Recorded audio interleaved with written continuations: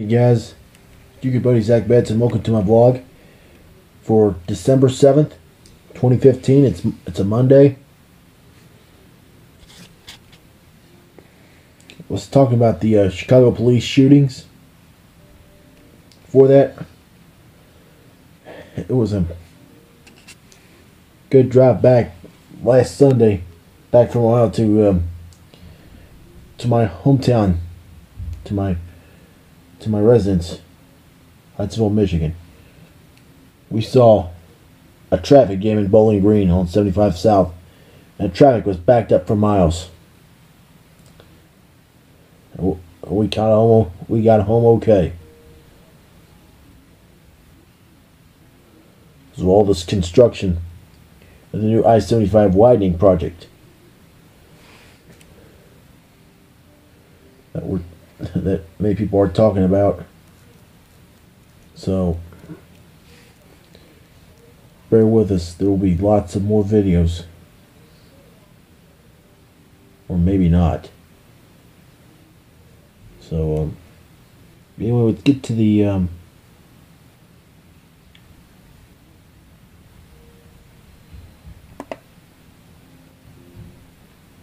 video about the Chicago shootings. And here we go.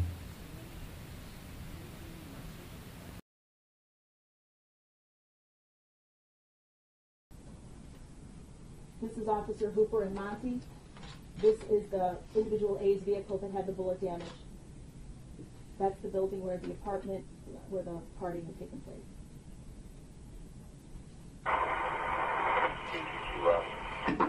222 Robert.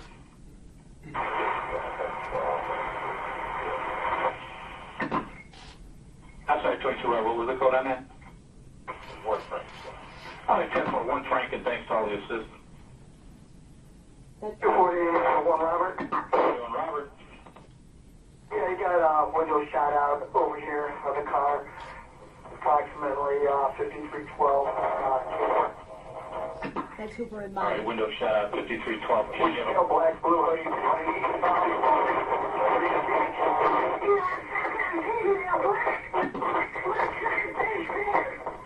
Male black running southbound and King Bay, sweatshirt, black pants. Unit, you got the air.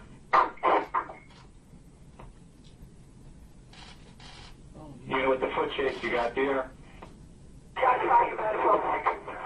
got shots fired, shots fired. Shots fired. Guys fired by the We foot got shots fired. Get the ambulance over here. We got one in custody now. chase. One in custody, but the officers here. Get the ambulance over here, 513. All right, 533, where are the officers head? Negative. 10-4. We'll get firewall for you, 533. 10-4.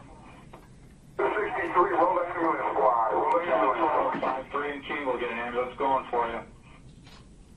Get some cars over here, squad. Just in case, crowd control. Alright, 225 Robert, you got 40 Robert, let's get the traffic blocked off on King, north and southbound.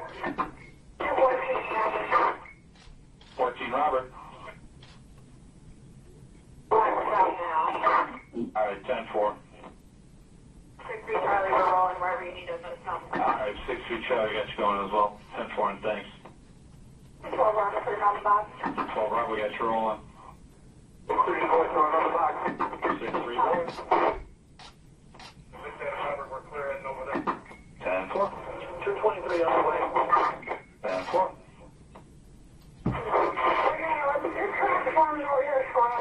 Alright, 10-4. 25 Robert, you want to start heading that way, do a little crowd control? 10-4.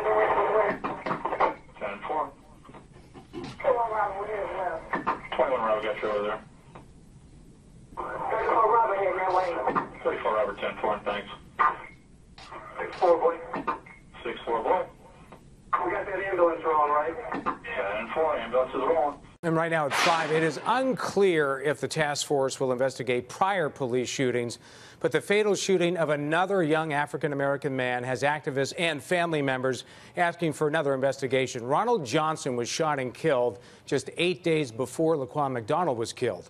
NBC5 Investigates' Tammy Leitner has new details on this other fatal shooting. Tammy. Rob, there are definite similarities between Ronald Johnson's death and that of Laquan McDonald. But the most glaring is the dash cam video of the shooting that the city is fighting to keep hidden from the public. And my son is not here. And he has a birthday coming up, December the 14th. Dorothy Holmes believes the dash cam video of her son's death will clear his name. He didn't have a gun in his hand because I also seen the video. I looked at the video twice. It was the night of October 12, 2014. Ronald Johnson was riding in a car with friends when they were stopped by police. The 25-year-old got out of the car and ran, according to his attorney. Police said at the time he had a gun. As he was running, other police officers chased him. Nobody fired their weapon until George Hernandez pulled up in a car, got out of the car, drew his weapon, and fired 5 shots at the back of Ronald Johnson. Attorney Michael Oppenheimer says Officer George Hernandez pulled up in an unmarked police vehicle with his gun drawn, and within 2 seconds, he shot Johnson as he was running away. Hernandez said at the time he felt threatened. The shooting was captured on the dash cam of a police car. You can clearly see his hands in the video. He is running what I would term to be full speed straight ahead. He never turns, he never points, and there's nothing in his hand. Oppenheimer filed a lawsuit to have the dashcam video released after he says the city refused to hand it over. Court records show that Johnson has 4 prior arrests. 2 of the charges were dismissed and the others pled down to misdemeanors. Johnson's family has filed a wrongful death lawsuit in federal court. It's not going to bring him back. It's not going to make me happy. I don't want it. The Johnson family and their attorney have viewed the dash cam video. Now we're told there is no audio on it, even though there should be, just like there was no audio on the dash cam video from the fatal shooting of Laquan McDonald. We're also told Officer Hernandez is on desk duty and the shooting is being investigated by the state's attorney's office. According to court records, the city maintains that Ronald Johnson was armed when he was shot. Rob, back to you. News fallout from the Laquan McDonald shooting. 1 week after the release of the police dashcam video, Mayor Rahm Emanuel fires Police Superintendent Gary McCarthy. A nationwide search is on now for a new top cop. NBC5's political reporter Marianne Ahern is live at City Hall with the latest. Marianne, quite a day. It certainly was, Dick. Mayor Emanuel rarely holds news conferences on the 5th floor. Today's standing room only, broadcast live nationwide. The decision came down to public confidence. Mayor Emanuel asking Superintendent McCarthy to resign, just as McCarthy is conducting live interviews on television and radio. The only thing that I could do in the Van Dyke case was to strip him of his authority. That's by law.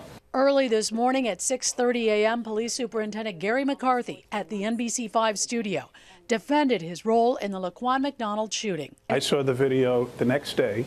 Every single police shooting gets reviewed immediately by myself. Within 90 minutes of this interview, McCarthy was summoned to the 5th floor of City Hall. By 11 a.m., the mayor's first public event in a week, he appeared tense and made this announcement. This morning, I formally asked for his resignation. Emanuel called McCarthy an excellent leader, praising him for his community policing strategy. However, after protests that shut down Michigan Avenue on Black Friday and calls from the City Council's Black Caucus to the Democratic Senate candidates to the editorial pages demanding the top cop's firing, Emanuel agreed. People must have confidence in our entire system. Deputy Chief John Escalante, a 30-year veteran, will be the interim superintendent. This is not the end of the problem. Emanuel has also announced a new community police task force looking for ways to make changes. Former federal prosecutor Lori Lightfoot, one of the members. We're a serious group of people, and we're going to dig down deep and make sure that we produce a product that I think the city can be proud of. Sir, can you have any responsibility? The mayor was also asked today, is he accountable? I take responsibility, and none of us are above it. Tonight, the Urban League is asking the Justice Department to open an investigation into the Chicago Police Department. The Latino caucus of the City Council is calling for hearings in how the McDonald case was handled, and that national search for a new superintendent begins. As for the mayor, he has been planning to fly to Paris tomorrow night for the climate change conference, and whether he is still going, he still will not say for sure. Reporting live from outside City Hall, Marianne Ahern, NBC5 News. Allison? Marianne, thank you. Protesters confronted police today at City Hall. It was planned to be a youth protest.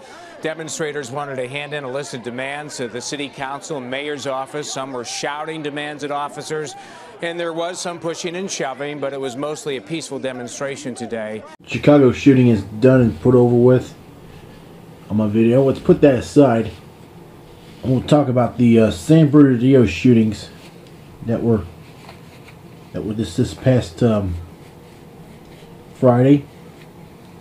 Here's one of the videos that says that San Bernardino shooter on CNN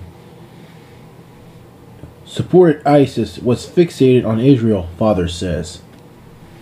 Let's get some videos from the San Bernardino shootings. Here it is. I want to talk about the radicalization issue. Many of you had concerns, or questions rather, about did the female radicalize the male in this case. The answer is we still do not know, but I will say this. As the investigation has progressed, we have learned and believe that both subjects were radicalized and have been for quite some time. Now, how did that happen? The question we're trying to get at is how did that happen? And by whom and where did that happen? And I will tell you right now, we don't know those answers at this point. Next thing I want to, along those lines, is foreign contacts. We are working with our foreign counterparts to determine as much as we can. It's like any other investigation, but this one is incredibly large. We are attempting to expand that investigation out and build it, and build a picture of each person, the timeline, and ultimately the crimes that they committed. That takes time. We are in day 5, and I want everyone to recognize that. But we're working with our foreign counterparts. We're also working with the FBI's legal attaché offices, which are all over the world, and they are assisting in those efforts with our foreign counterparts. Yes, we do have evidence that both of these subjects did some participated in target practice in some ranges within the metro area or within the Los Angeles area. That target practice in one occasion was done within days of this event. The scope of this investigation I want to discuss very quickly. This investigation is massive in scale. Everyone knows that. We have conducted between, I would say, well over 400 interviews by now of people around this city. And I know some of them have called you and said they've been investigated, or interviewed rather. That's fine. That's what we do, and we'll continue to do as many interviews as necessary for this. Well, that was one of those videos about the shooting in San Bernardino, California. I was watching a video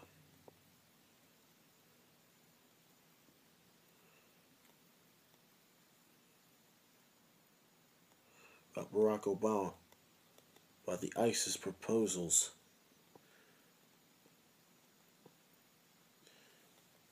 That could succeed.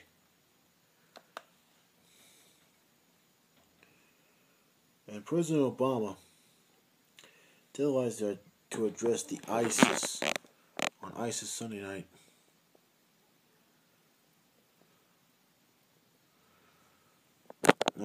That it was meant to calm the public's escalating fears of terrorism, to chide the 2016 candidates or rhetoric over waging war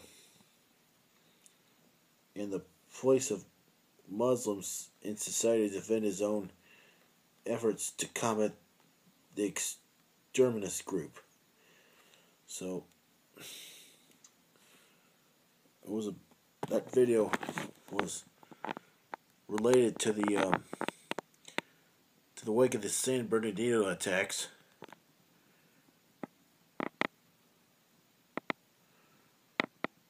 It was held on Friday. So I'm gonna show you some train videos that I just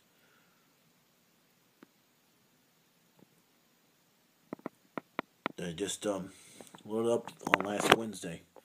We'll show them to you, and then we'll wrap it up.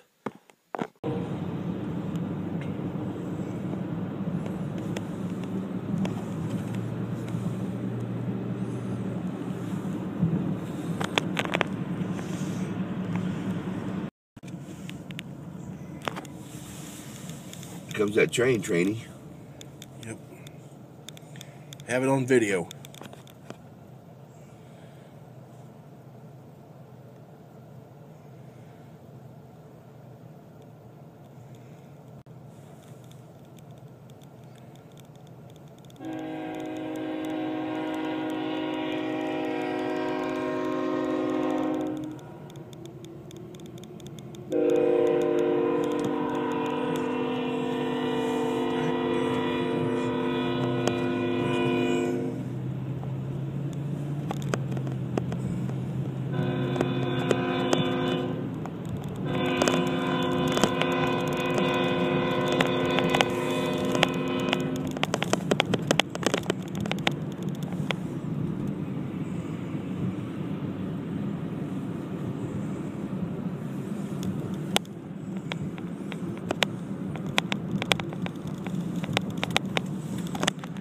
What did you think? Did you see me chase that train before I was going to work that day?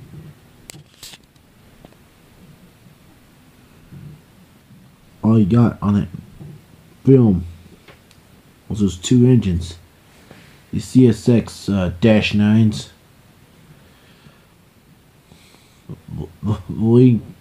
That leading CSX engine with that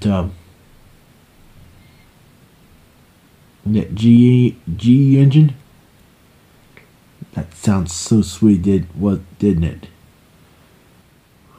Well, I gotta finish editing this video. So thanks for watching. Our thoughts and prayers go out to the people in the Windy City, Chicago, Illinois, and to the Los Angeles area, and San Bernardino. Our thoughts are with the ones who were killed and injured during the shooting in San Bernardino, California. And also, thanks also to the people who were involved in the shooting in Chicago.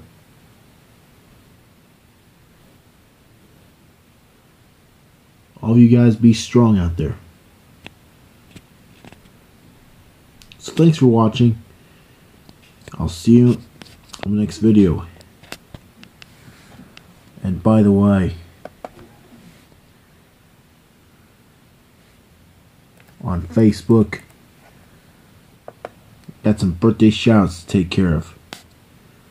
Before we end the day, it's time for birthday shoutouts. So,